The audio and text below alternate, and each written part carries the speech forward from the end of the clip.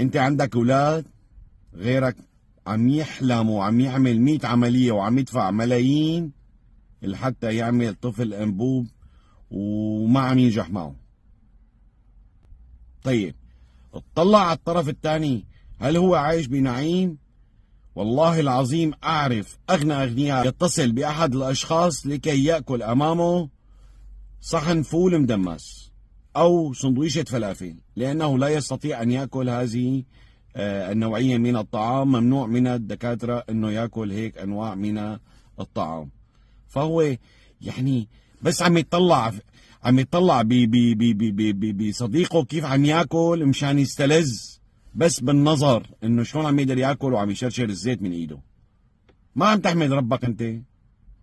وسع نظرك وتطلع على النعم اللي محاوطتك محاوطة، وتطلع على كرم الله.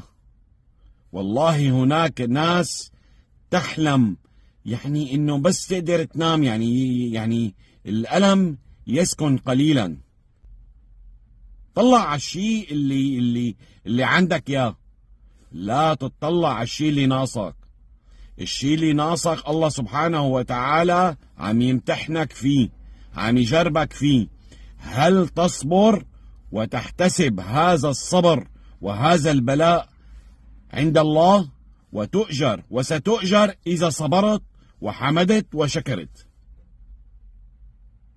ودمتم جميعا بألف خير.